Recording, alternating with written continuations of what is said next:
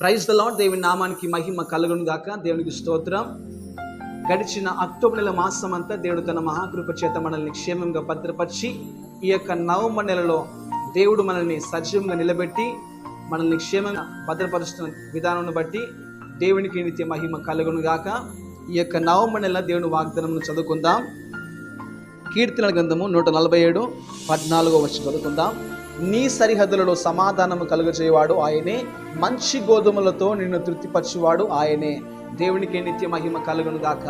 దేవుడు మనతో ఏమని మాట్లాడుతానంటే, నీ సరిహద్దులలో సమాధానము కలుగజేయవాడు ఆయనే.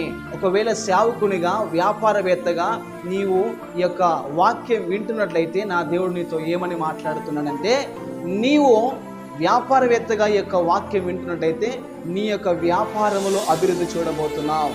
ఇదిగో ఒకవేళ నువ్వు దైవజనుడుగా ఈ యొక్క వాక్యం వింటు